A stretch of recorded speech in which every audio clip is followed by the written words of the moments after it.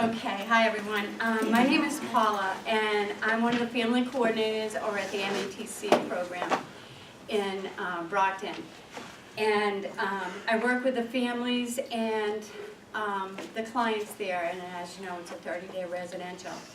I've been doing family for about 11 years now. And they've done a lot of research on the results of incorporating families into their loved ones' recovery, and have found that the success rate is overwhelmingly better when the families are involved in offering support. The problem with this, and where we come in, is the families get just as sick, if not sicker, than the client. So this is where a lot of education and integration come in.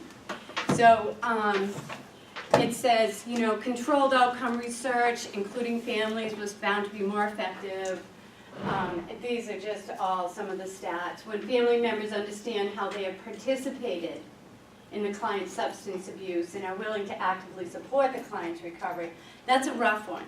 When you try and get the families to understand that, yeah, they have a part in it. It's not like sometimes the families like to go, well, when you get better, everything's going to be okay. And it's not that, because everyone has gotten physically, mentally, and spiritually sick, so everyone needs to heal on those levels. Because you may have a client that's doing really well, has done a lot of work, and is really doing that inside job of recovery, Yep. and go back to the family who hasn't done any work at all, and goes back into a sick environment, and that parallel processing begins, and they get sick again, or they get sick more easily. So integrating families is really, really important. So these are some of the things we're going over. The disease concept and how it impacts families. The plus and minuses of Section 35 intervention. Is there Section 35 in this building? Yes, this is the women's? No. The section 35 substance abuse in this building, though? I think it's dual diagnosis. Okay, There's no sections there's Oh, no is there Section not? I 35. thought she said there was. in it. Just Okay. that one. Oh. Well, I'm going to go over that a little bit, because there's a big integration between people with dual diagnosis, mental health disorders, substance abuse, and they do go in and out of the Section 35 and Section 12 processing. So how family involvement impacts treatment outcome, coexisting family issues, and how it impacts the addict, the importance of communication to the process, how HIPAA plays into the process, and establishing a therapeutic alliance with the family. If at any time during, you know, while I'm talking or going over some of these things, and I might be a little jumpy, I'm not used to, I'm used to having kind of like my things laid out in front of me, so it's a different environment for me, so just bear with me. And if you have any questions at all, I'll answer them to the best of my ability. I don't know everything. Okay. We're all here to help the addicted individuals. You know, I think we're all on the same team, and I believe that everyone here is like, you know, has the same purpose to help that sick and suffering individual that's walking in the door. You know, and some of these topics are just the tip of the iceberg. How long do your people stay here? Are you from all different Yeah. places? Yeah. Okay, good. So some of you are from Plymouth, DTOG, some of you are from WATC, and is that correct? Yes. Okay, good. So, all right. We're from So, outpatient. So usually the extended amount of time, maybe 30 days or up to 21 days, you know. And in Section 35, even though the courts order up to 90 days, what happens is the client comes into treatment and he's medically stabilized in our ATS, and then he does a step down into the CSS, and he or she engages in treatment, commits to their recovery, states that they will commit to their aftercare plan. So number one, they're no longer a danger to themselves or others. So for us to hold them goes against their civil liberties. So we get parents like, you know, really angry. Oh, I want him to stay there, keep him till 90 days, and it's like we're caught between a rock and a hard place because the law states that if they're no longer a danger to themselves or others, we cannot keep them. It's their civil liberty.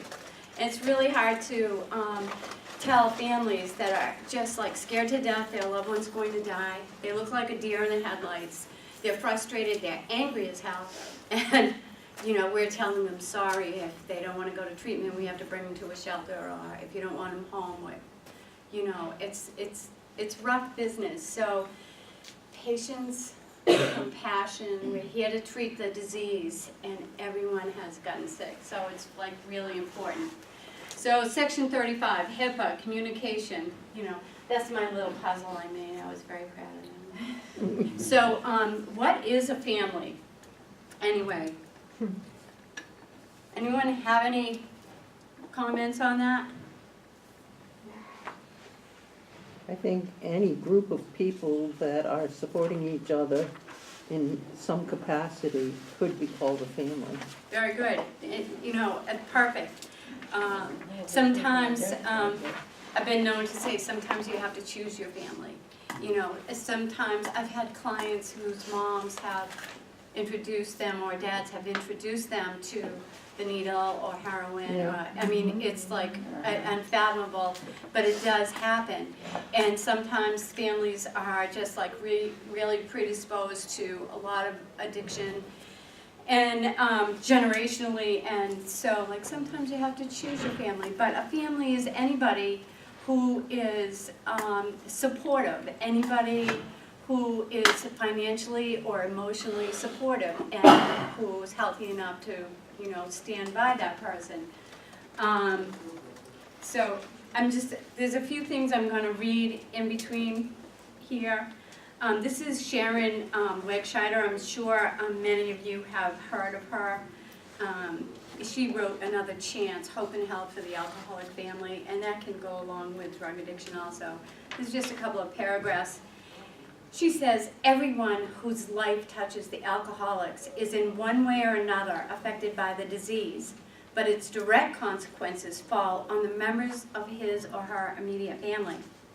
Those who in the most literal sense share his life and then eventually his illness.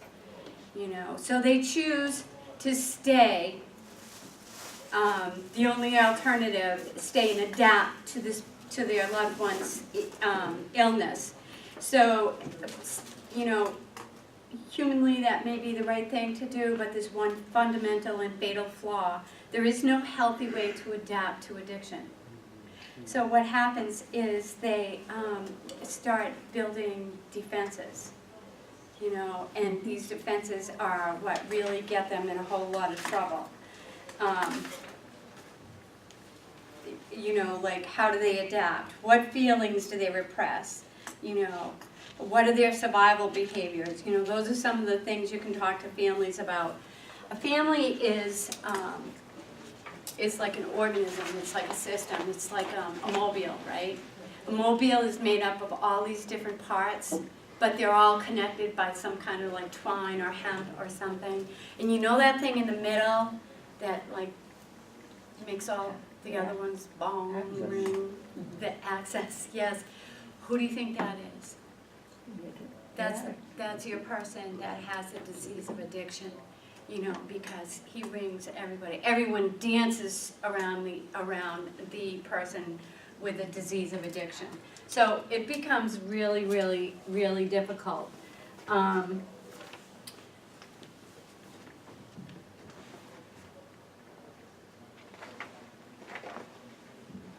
So those who are affected by their loved one's addiction share its direct consequences and eventually their illness.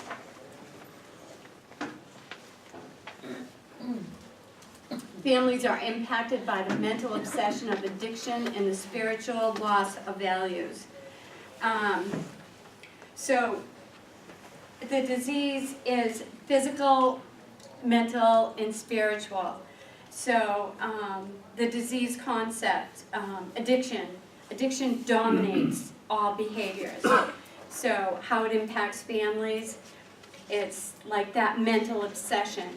You look high. Where are you going? You know, what are you going to be drunk when you get home? Well, if you're going to go out and drink, why don't you just get run over by a bus and don't come home? You know, like families that come out and say things that they really don't mean. Their anger, which is, you know, always fear is the base of anger. They're afraid to lose them. They're afraid to lose the life that their hopes and dreams. Yeah. Families lose their hopes and dreams. They're And full of that's fear. like, that's, pardon me? They're full of fear. Exactly. I don't want to lose you. I want Yeah. our life to be the same. I don't know who I am anymore. Never mind, I definitely don't know who you are anymore. I don't know how to fix this. They get obsessed with trying to manage an unmanageable disease. So, you I know, think- and then they start, yes? I think the other thing that families do is they kind of decay into thinking that if this person would just get fixed, everything will be all right again. If you just stop drinking, everything's going to be okay now. Mhm. They do, they go, and then they go into this, you know, that mental obsession. You know, their loss of values, mental obsession. Are you gonna be drunk? Maybe if I was a better cook, you know, maybe if I was more intimate. What am I doing wrong? I should have thought more beforehand. Maybe I'm not good enough, maybe I'm not sexy enough, maybe I don't make enough money, maybe, Right, they put the focus on themselves. How And- can I change me instead of how you need to change? Exactly. You've got the disease, you're an addict or an alcoholic. So spiritual loss of values the families go through, losing confidence. They start losing their integrity. They're filled with guilt and shame. Just like the person with the disease of addiction is filled with all of those things. They lose their integrity. The spiritual loss of values is like the first thing to go in the disease of addiction. Yeah. It's the last thing to come back. You know, like you can clean someone up from the drugs and alcohol and get them stable and rested and nurtured by nutritious food, but those behaviors are still gonna, you know, play themselves out until new habits are formed and they start really doing, again, that inside job, you know, that recovery is. That inside job is what life is for all of us. Who am I? You know, what is my purpose? If I don't know, who do I want to be? Mhm. Where is my value system? Where's my integrity? Where do I want to go? What do I, you know what I mean? Yeah. It's like that whole, hi, let me introduce myself to myself, you know? And I know that all of us, I'm sure, are at that place where we want to try and direct the client to look at themselves and to love themselves to a place where they no longer want to hurt themselves. Just like we would never want to hurt somebody we love. If they grow to love themselves, why would they want to hurt themselves, right? You know, that takes time. It takes time, but we can direct, you know. But these are the families we're talking about that, you know, are like, again, that parallel processing. The disease hooks them just as bad. They stop doing normal things. They stop spending time with family and friends. They used to go out to the movies. They used to go to yoga class. Guys used to go out every Friday night and play cards with the guys. And like all of a sudden, their loved one with the disease of addiction has taken up their whole life. They become a fragile mess. You know, they call in sick to work. They're lying for their loved one. Oh, he's really sick. He can't come into work today. Oh, I'm sure he overlooked that bill. It'll get paid right away. Jeff, get the checkbook out and let's get, you know, like on and on and on. And it becomes this roller coaster ride of how do I get off? They become just as sick, if not sicker. So while the person with the disease of addiction is in treatment, you know, having his floors washed and his food made and going into group and wake up now, it's time to go to counseling, wake up, it's time to go to group. The parents or the loved ones, the siblings, the spouses are a mess, a hot mess. You know, they're saying, oh my God, I can sleep, but wait, what am I going to do when he or she comes back? You know, so they really, again, if we can bring them in we can bring them in and teach them, you know, how to have some healthy boundaries, how that works better for their loved one, how it will help to make them healthy again. Remind them that they need to be who they were originally, you know, initially, not who they've become. You know, let them know that the disease, they caught the disease. It's a disease of fear.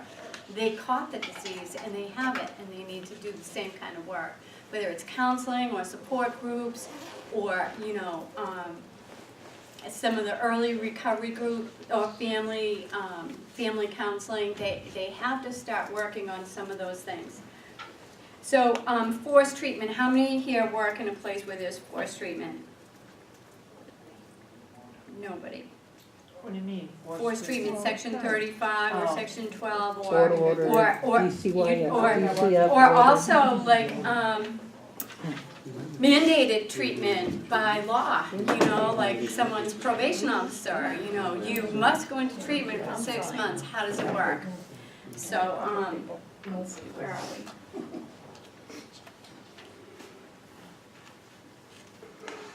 I'm skipping around here. Some of the common barriers to forced treatment, whether it's the probation officer or a section 35 or, you know, mandated by somebody that, you know, they're not willing to go against, you know, family members or something, is like the clients come in filled with rage because they didn't choose, their problem isn't that bad. You know, they're being forced to get up, attend groups all day long, go to one-on-one, live with people that are much worse than them. They're not that bad, you know. I just do alcohol, I don't do those drugs, I don't do that thing, you know, this, you know, I constantly remind the clients that if I write the scientific formula for alcohol on this whiteboard right here, and I extract one molecule of H2O, of water, it becomes ether. Anyone remember ether? That's all they used to give us back in the day. Yep. A lot of you probably don't remember that, but tonsils out, you know, there was like all these things.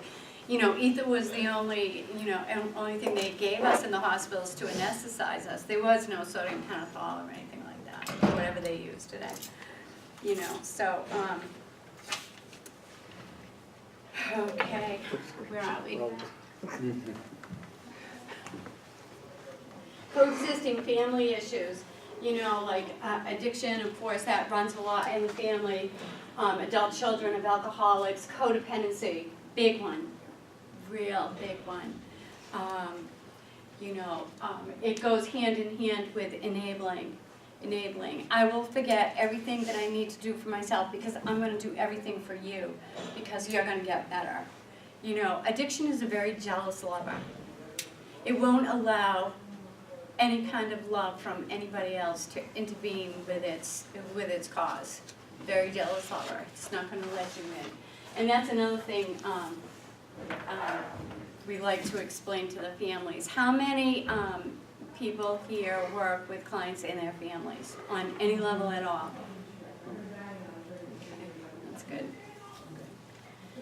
You know, so learning how people communicate, learn behaviors, like learn behaviors like if you grow up in a certain ethnic background, if you're from Salty and there's a bar at every corner and you know your father worked part-time or your mother part-time and you know as a bartender or something, and that's been your life, you know, like A Street, D Street, this street, that street, I mean it's all about, you know, like then that's become part of your life. It's like, what do you associate with? I mean, that's really hard to do. It's like, you know, you have to change everything but your name. It's like, how do I do that? You know, so working with the families and, you know, redirecting and guiding, showing emotion.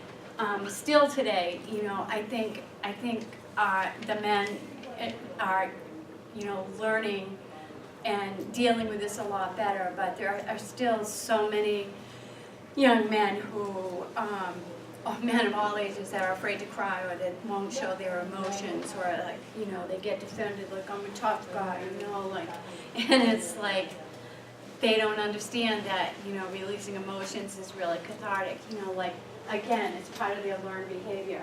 So, breaking down defenses, overlearned coping mechanisms, concealing, justifying, defending. So teaching communication skills and listening.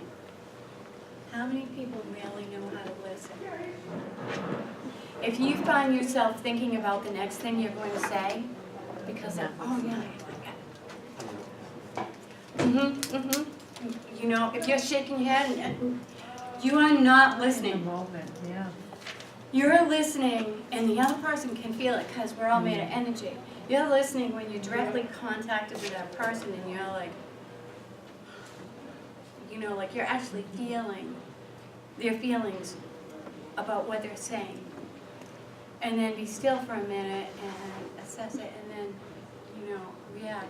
Believe me, families, clients respond to that. And a little bit of trust goes a long way, and that's the only way you're gonna get it from people you don't know.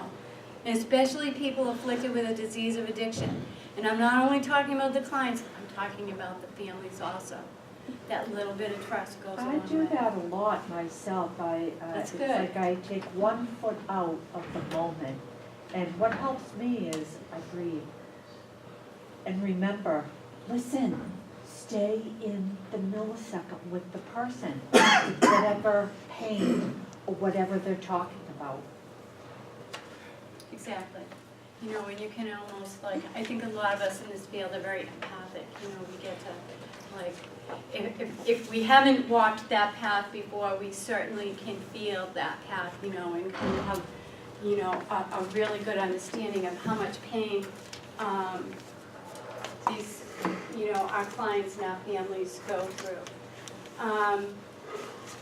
The HIPAA laws, that clients, as talking about forced treatment again, the clients, as have to sign releases in order for us to talk to their families or their probation officers or their girlfriends or whoever they're connected with. So if they've been forced into treatment, it's like, I finally have some power here, because they've lost all their power. Their addiction has taken most of it, though I don't know if they've realized it at this level. But the courts have taken it, their parents have taken it, everyone's taken it, and they're at some place where they don't want to be. So they say, oh, they need a release to talk to me, huh? You need a release to talk? I'm going to deny it. No releases, and they're all, they really feel, it's like, yeah, I'm getting my power back again. So it takes a lot of work to sometimes, redirect. And, what I do with the clients a lot is I can explain to your family what it feels like when you're dope sick. I can explain to your family exactly what a person feels like when they need a drink first thing in the morning. I can explain to your family that you have a really bad disease, but you are a really good person, and you're not your disease. That you've done a lot of bad things under the direction of your disease, but you are not those things. You're the person they love. You're a good person.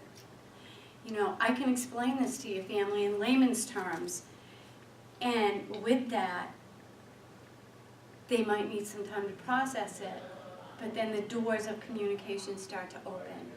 And believe me, when a client gets that communication going on with his siblings, the siblings are really angry a lot. The siblings really take a whipping.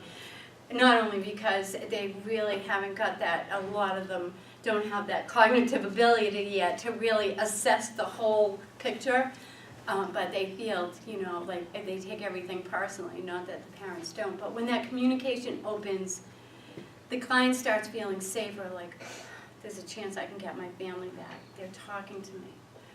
They understand, they understand a little better. And that goes a long way.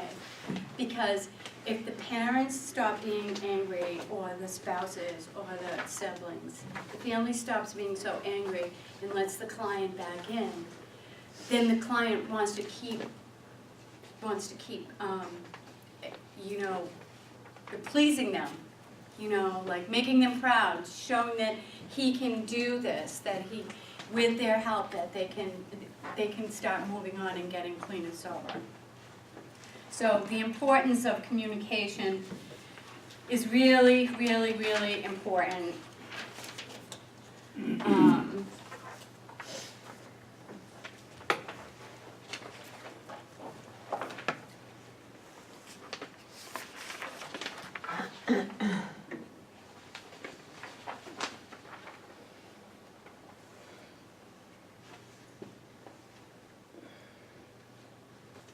Okay, so, we all in different roles here, like, I'm, you know, a licensed addictions counselor, I'm a family coordinator, you know, I also run a greenhouse, you know, like, all of us have all these different hats that we wear, and we're in the field to help people, so it's like, is there any RSs here, recovery specialists, counselors aides, or, no?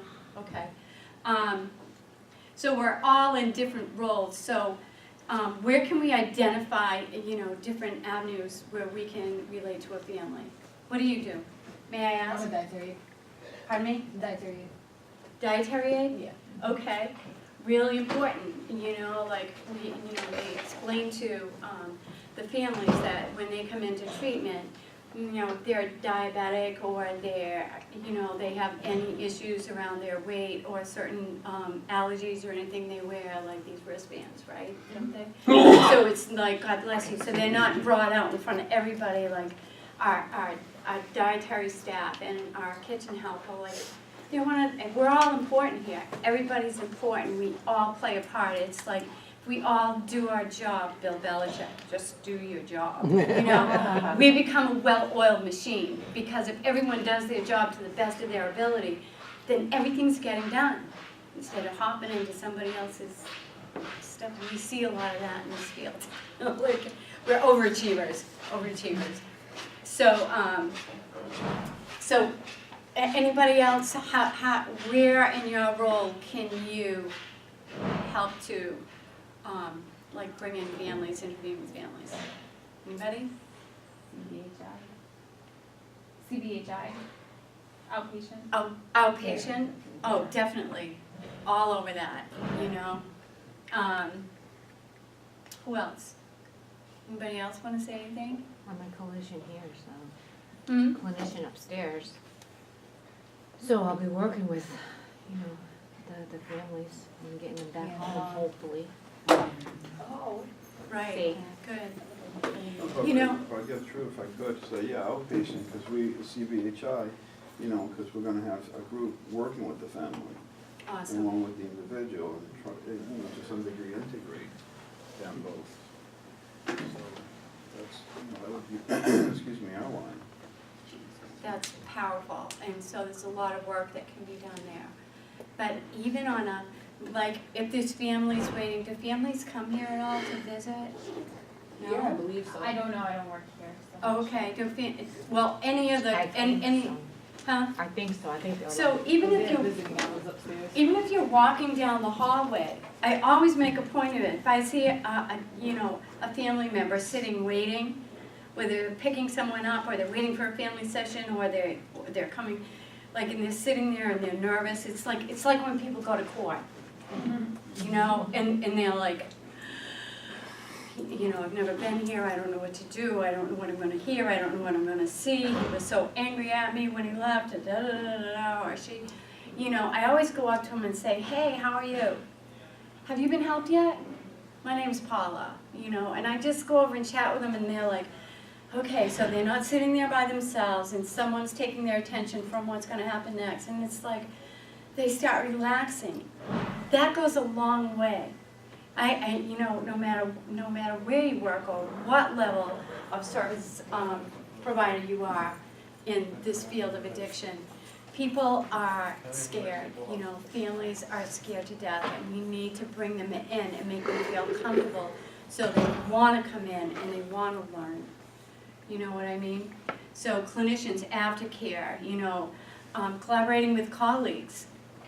You know, if you see an avenue that where you can suggest that someone might be integrating better with families, sit down and talk with your colleagues. You know, we can do this or we can do that. You know, it's really, really important. Everybody here works for High Point, yes? Yes. There's, a 72-hour, policy. It's straight across the board. I don't know where you're working, but it's pretty much straight across the board. And I have one in here, in your packets.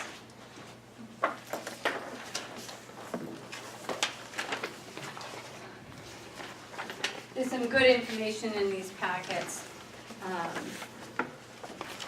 Okay, here it is. For clinicians, 72-hour policy. And a policy at High Point goes to every single building. I mean, if they're working outpatient, I mean, you know, they're pretty independent, or their families are bringing them or whatever. But anybody that works anybody work inpatient, residential care, here you go. This is a policy. Fran and Dan, look at this. When we have family education forums, like at WATC and MATC, I don't know if they have them here, where the families come in and have an educational forum, like a class about what's going on with their loved one, how addiction is affecting them and their loved one. But, yes, Don't we have to get a release from the client in order to call the family? yes, and most of the Okay. time, I mean, 98% of the time, you will get it.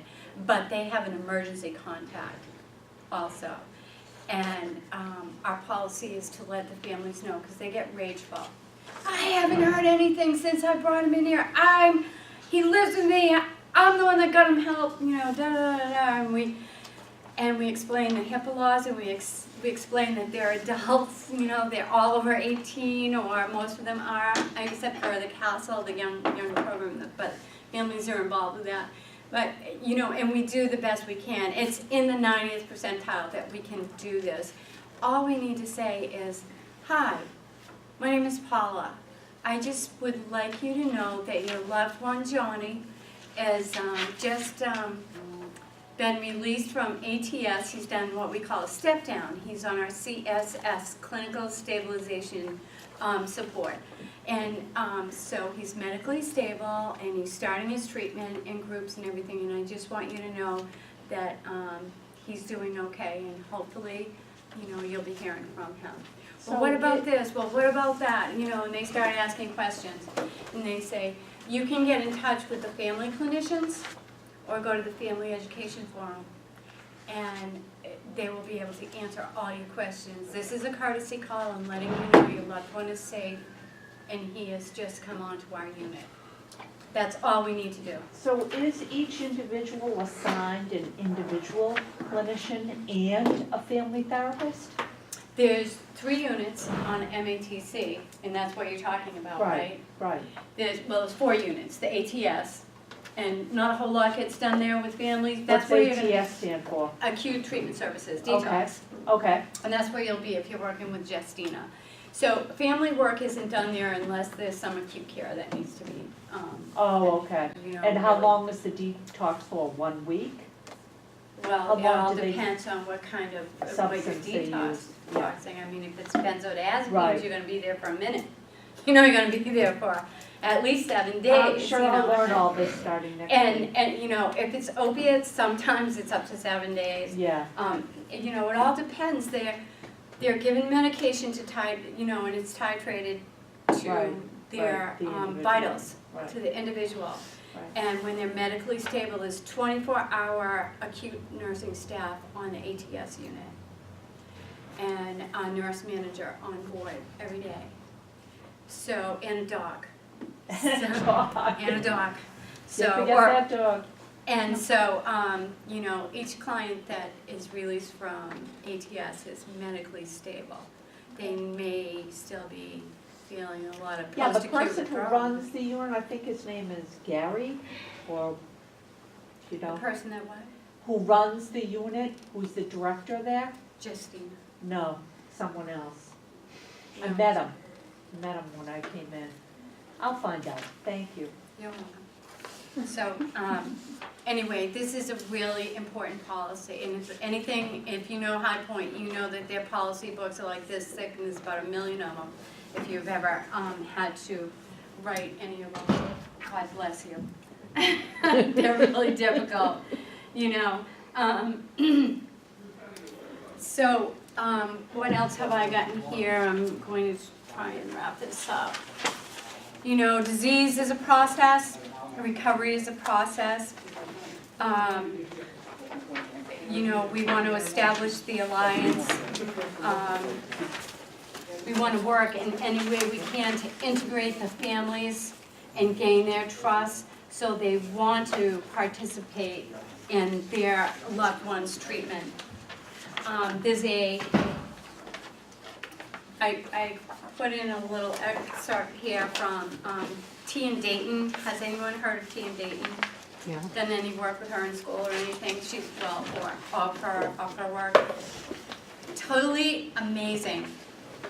Read some of the articles, and you know, this is just a short article, but go online and research some of the stuff she's written. She writes in a way that's really understandable, that really hits home, and it's usable. It's usable with your clients. You know, one of the things that she writes about, if I may, again, read a paragraph if you don't mind. Alcoholic families may be characterized by a kind of emotional and psychological constriction, where family members do not feel free to express their authentic selves for fear of triggering disaster. Their genuine feelings are often hidden under strategies for keeping safe, like pleasing or withdrawing. The family becomes organized around trying to manage the unmanageable, disease of addiction. They may yell, withdraw, cajole, harangue, criticize, understand, get fed up, you name it. They become remarkably inventive in trying everything they can come up with to contain the problem and keep the family from blowing up. But the alarm bells in the system are constantly on a low hum, causing everyone to feel hypervigilant and ready to run for emotional or physical shelter to erect their defenses at the first sign of trouble. Sound familiar? Yes. Whether we've walked the path or have been in families thereof, or we're working with clients or families there, their whole lives become entangled around working on their defenses or ways to work around the individual afflicted with the disease of addiction. So integrating families and getting families and clients together at any level you can, even if it's a phone call, hi, you know, if there's a release, get releases signed. Get releases signed, I don't care, any way you can. I haven't found it that hard to get releases signed. Usually, you know, I mean, in detox or those first few weeks of recovery, there's a lot of anger and confusion. But usually around the 15th day, I notice like a shift where they're more pliable. They're like, oh my God, I'm not dope sick anymore. I don't need a drink. I'm so glad I'm here. I have a chance, you know, and they start, and there it is. There's your hook. Hook them right away. Sign this release. Let's talk. You can be in the room with me. I'll put it on speakerphone. You know, like gain the trust and integrate that family into the client's recovery. And you'll see their well-being and their initiative to get clean, you know, skyrocket. It will really make a difference. Are there any questions?